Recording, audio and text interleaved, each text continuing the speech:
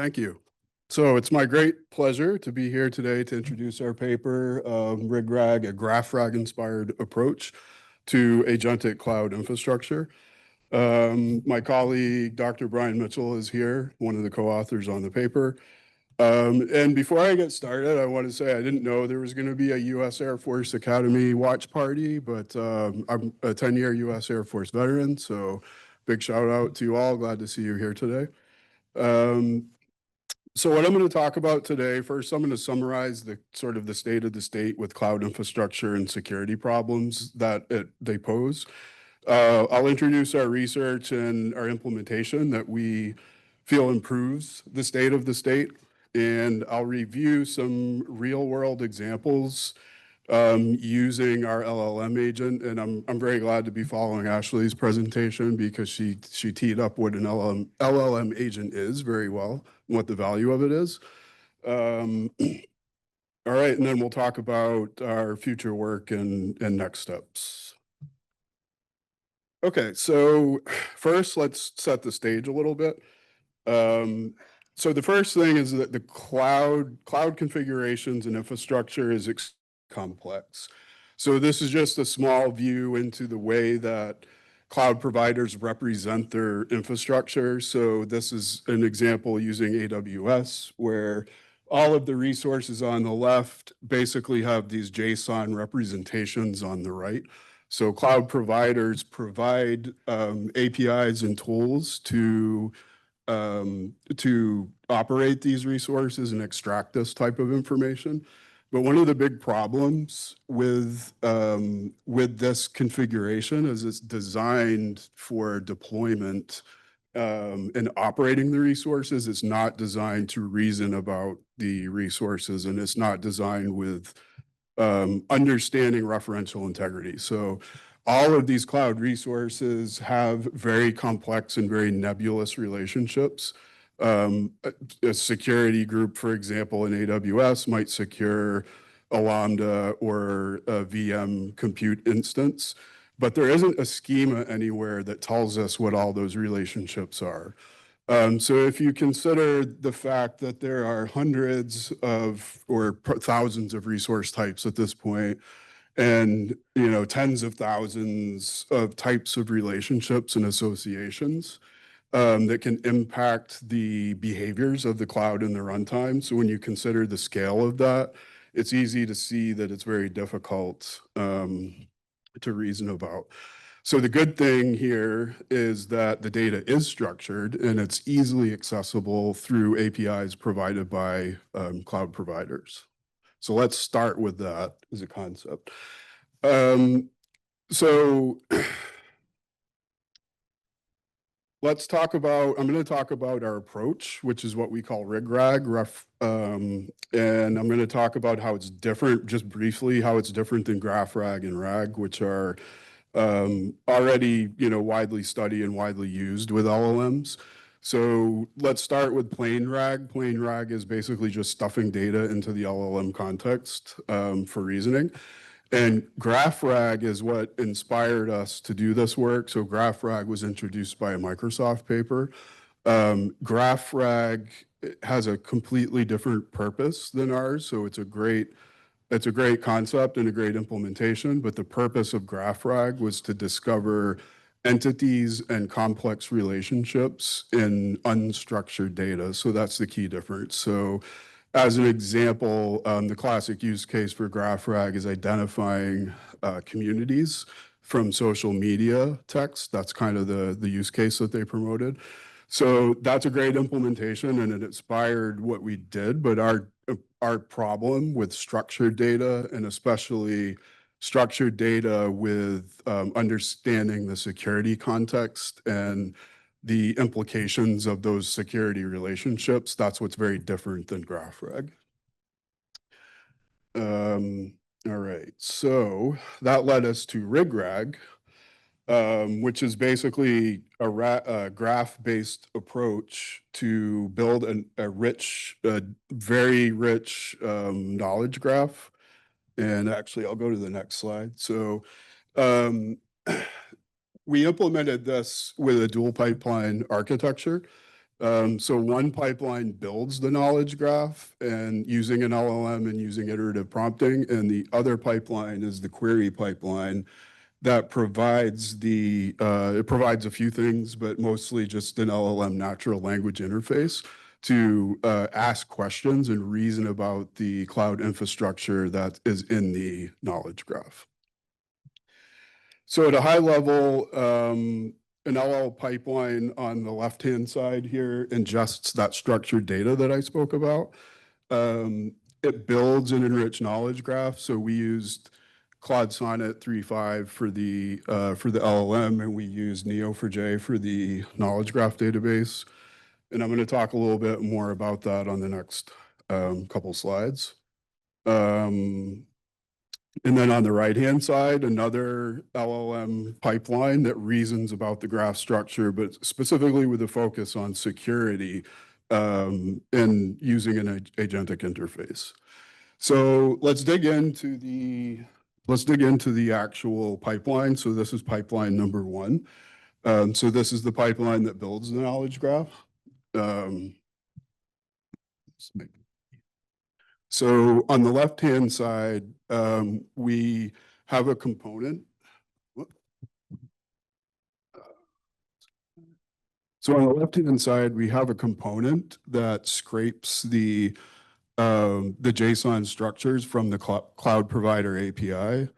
And then section number two here, iteratively using LLM prompting and supplementing it with two important things. So the important thing on the bottom are the infrastructure categories. So we kind of created a taxonomy of 20 to 30 categories. And on the top, another taxonomy of those typed relationships. So for example, connects to, authenticates with, et cetera. So the LLM prompting here, what we actually have it do is generate Neo4j statements to build the graph database. And as it goes through resource by resource, it keeps track of in an index of what looks like an ID and what could be used as a referential ID between resources. So as new resources are discovered, either the possible relationships or the actual entities and their relationships get added to the graph database. The other thing that we do here is take the JSON on the left and create an embedding of it, and we also put that in Neo4j. So Neo4j has a good capability to handle both the graph database part and the embeddings and vector queries based on those embeddings. So the result is that we get the enriched knowledge graph on the right-hand side. So this is kind of the build phase of this, and I'm going to answer one probable question now, which is how much does it cost to do this at scale? So we used an actual real production cloud environment that has, and this isn't a huge environment, but it's a typical environment, 400 to 500 cloud resources supporting about 300,000 active monthly users.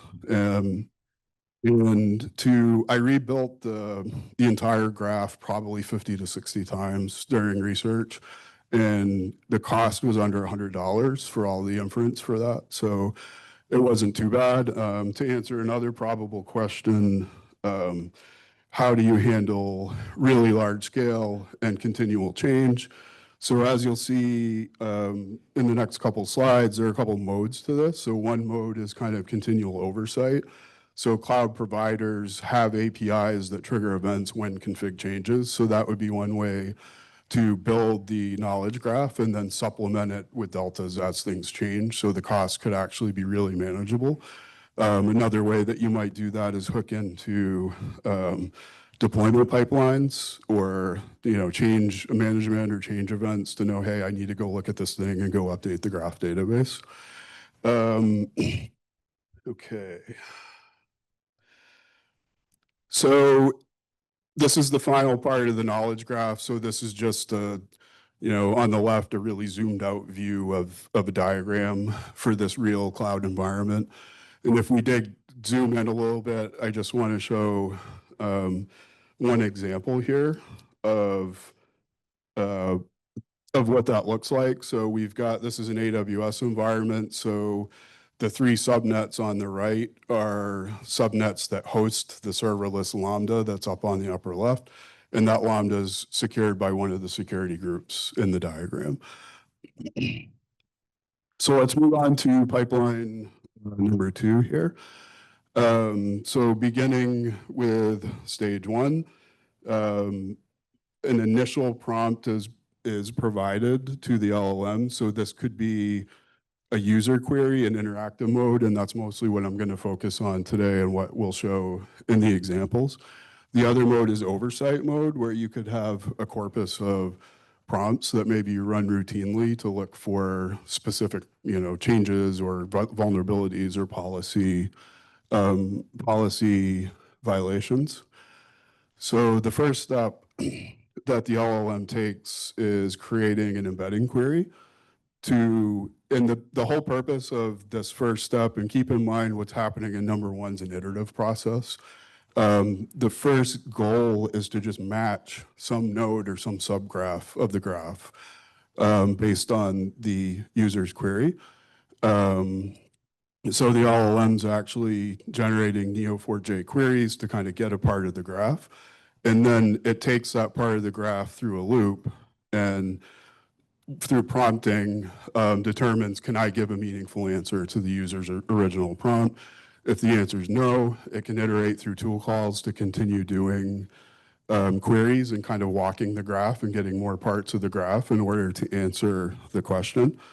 And then finally, on the right-hand side, a detailed and a summary report are created and provided back to the user. And again, the real examples are more interesting than this diagram, so that's where maybe the aha moment will be. And the other thing here is built-in rejection messages to provide a rejection response should the question, 1, not be related to cloud infrastructure at all, or 2, if the LLM just can't determine or can't come up with a quality answer. And what is a quality answer? We didn't really do a lot of work on evaluating the answer. That's actually one of our future opportunities, is how to do evaluation of the quality of the outputs. So I'll talk about that on the last slide. Okay. So let's get into the fun part of this, the actual real world examples. So this first example, which is a common question in enterprise environments, especially with hundreds of cloud accounts and thousands of resources, is what things are publicly accessible or available. So the first thing that we start with is simply, what are all the public domains that are used to serve resources in this environment? So there's a link to a GitHub repo here. So the taxonomy with the categories and type relationships, and the full unedited sessions with the chats are all available in the GitHub repo that's at the bottom of the slide here. So we asked, what are all the public domains? We get a concise security optimized summary. So I won't read it all throughout, but it was able to find every publicly available domain across all of the accounts. And if anyone is trying to load those websites right now, this is all de-identified. So I'm not sure that tangerine.com exists, but these are just examples. So it goes on to augment the response to talk about what the subdomains are, how they're served, whether it's through CloudFront, through an elastic load balancer, and goes on at the bottom so part of our prompting for the response and the summary response is giving a risk score. So in this case, the user just asked, what are the public domains? So the response doesn't indicate any kind of risk. This is just informational. So it's a sub-0. There's no risk or human interaction required. And finally, the references at the bottom are the actual identifiers for the resource that it was able to match in the graph.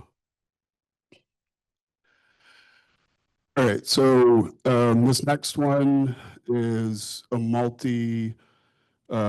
it's an iterative session. So with the chat interface to this, basically, you can keep going as long as you need, and the prior responses and the prior metadata are part of the context, so you can continue kind of digging through the thread of investigating a particular problem. So in this case, we're asking about a fictitious alarm that was raised for the API named public API under the domain api.prod.jointangerine.com. So can you tell me which workloads this routes to and provide details that might help with our incident investigation? And it was able to provide the actual references to the real cloud resources and their identifiers. And then we go on to ask about the deployments that are in EKS, because in the first response, it told us it was in Kubernetes. And it was able to find all of those resources and answer the question. Again, full readout is in the GitHub repo. Did I skip a slide? Okay, no, that's good. All right, so just to summarize the key contributions here, structured config and the type constrained inference. So what's really important about this is that through building the knowledge graph, we have those relationships that identify how the cloud resources are related to each other, in the absence of the cloud providers actually providing us a schema or a way to reason about this. So we didn't do a lot of testing or measuring on hallucinations, because it really just wasn't a problem in the way that we approach this. And one reason is that by tightly coupling the prompting and the query pipeline to the knowledge graph, the LLM really can't go beyond what's available in the knowledge graph. And we control that through prompt engineering, basically. Natural language interface, we've already talked about that. One thing that's cool is the responses are very verifiable. So in our case, we asked the engineers that own these resources, is this accurate? They went and looked at the environments and said, yes, this is totally accurate. And one really interesting observation that I didn't have on one of the slides is one of the questions revealed that there were a bunch of load balancers named internal, yet they were public. And when I asked the engineering team about it, they said, wow, they're not supposed to be public. That's why we named them internal. So, yeah, it was actually really funny. And fortunately, they were secured well enough that it didn't cause any issues. But the whole engineering team involved with this was surprised about that. And the LLM, kind of gave a little bit of a tongue-in-cheek response of, did you really mean to name those internal? Because they're not internal, right? And then finally, we didn't do a lot of work in this area, but this could easily be used as a continuous validation kind of LLM agent, as I mentioned earlier. So future opportunities, multi-cloud support. So I don't know if I said this earlier, but the whole design is meant to be cloud agnostic and can be operated in a cloud agnostic way. What makes it cloud specific is the collector that extracts the structured configurations, but that's just one small component. And that can be automatically generated off of cloud SDKs that are publicly available. The other thing that's cloud specific is part of the prompting is to pull in like best practices guides. So for the AWS example, in the query pipeline, we bring in the full AWS best practices guide to help guide the LLM in the response to be contextual for AWS. I'm not going to read through all of these. I think we have like 1 minute left here. So that one's interesting. The thing I'm most interested in, and I want to mention this now, is benchmark dataset curation. So this type of work is really difficult to measure the efficacy of it versus other solutions, just because there isn't a standard data set that everyone would agree on. There are some things like TeraGoat and CloudGoat and other things like that, but they're usually a really small, narrowed set of configurations. And my view is that it's impossible to come up with a standard curated data set that everyone agrees on just because of the nebulous nature of the cloud and the thousands of resources and relationships they can have. So we don't have an answer to that problem yet, but that's kind of the next direction with the work is how do we bring tools like this into the research community in a way that we can all measure them the same way and agree on the results. So that concludes the talk. Ready for questions?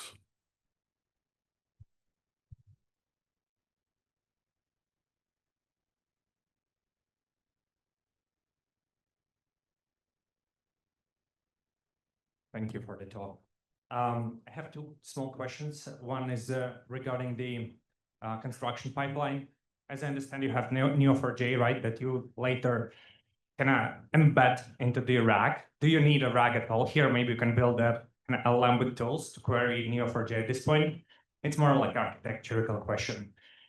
And the second one is in a query pipeline, just interested, how do you represent the subgraph in a context, like as a JSON or like what do you use? Sure, those are great questions. So the first part, I mean, the term RAG in this sense is really loosely used, and we could really call it anything. The way that it actually works is simply with tool calls. So you could even say that it's not RAG, and I think that's one of the things that keeps the cost very low, because using tool calls to get bits and pieces of the graph and walk the graph keep what goes into the context very small. So you might even say that's not really RAG. That's just, using tool calls to walk a graph. And the second part of it is basically extract the records raw from Neo4j, convert them to JSON, and provide it in context as a tag JSON document, like with code fences, to help the LLM identify it from the rest of the data.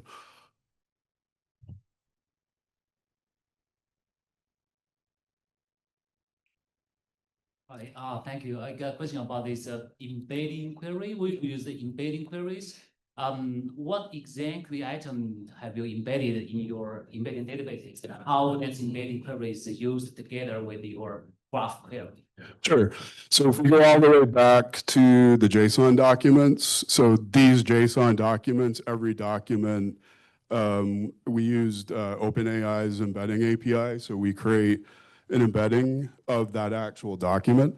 And the way that it's used is in the query pipeline.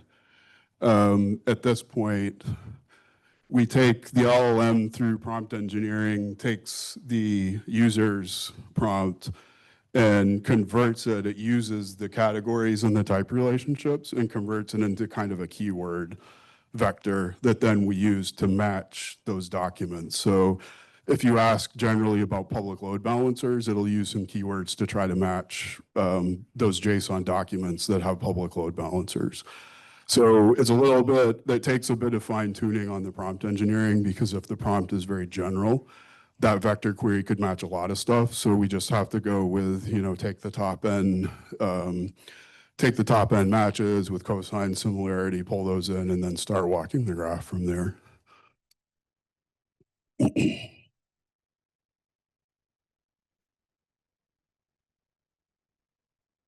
Thank you. I have two questions. First, did you consider using other tools for building the graph like SteamPipe? And if so, why did you choose your method with LLMs versus those kinds of tooling? Yeah, we didn't do a lot of evaluation of other tooling. I think at this stage, we're more focused on the semantic relationships and creating the edges. I tried a couple different databases that the problem was they didn't have also the embedding capability for vector queries. So didn't really scrutinize that decision a whole lot. The second question is, it looks like you sort of specified edge and node types. Did you explore having the LLM sort of identify those for you, or was that research the team did ahead of time to say, this is how we want the graph structure? That's a great question. So the taxonomy was generated through a lot of iterations with prompting. So probably went through 10 different iterations of the categories and the type relationships. And in that case, we actually used OpenAI versus Claude a lot to cross-reference them until we came up with what we could just review as a human and say, okay, this looks, pretty comprehensive. Because you want enough, I think there's about 30 type relationships. You want enough to accurately represent them, but you don't want so many that it becomes meaningless because there are too many ways to classify things. The final point on that is each also has a fallback, like there's an is related to relationship, which is just use this if you can't match anything else, kind of as a fallback, just so that we still have that connectivity in the graph. I think we have time for two more. I saw there was a question of Brett. Thanks for the talk. So the first question, did you benchmark this against any of the existing works that are more formal verification based? Particularly because you have one of the interesting problems in this domain is reachability analysis. Just because the resource might be public when you're answering a question doesn't mean that it's reachable, or just because that resource has a trust relationship in the cloud doesn't mean that it's reachable. So my primary question there is, like, did you benchmark your results against any of the formal verification approaches that are essentially like staple work in the domain of this? So we spent a lot of time in the early days of this trying to discover data sets like that we could use, because our first instinct in writing a paper is what other works can we compare this to show the efficacy is better. We couldn't really find anything that was really fully comprehensive, so we decided to take a completely different approach and just demonstrate the art of the possible with what we could do with an LLM agent and not focus on benchmarking or comparisons. But that is definitely, like, as I mentioned on the final slide, that is the top priority for the next stages of the work, is to have a way to do that. Yeah, there I feel like formal verification approaches. But my second question is on the hallucination front. Just because in the query time you don't hallucinate doesn't mean at query time you don't hallucinate. So my primary thing there is, like, what are you doing to minimize correctness and correctness constraints in your results when at query time, when somebody's getting the result back?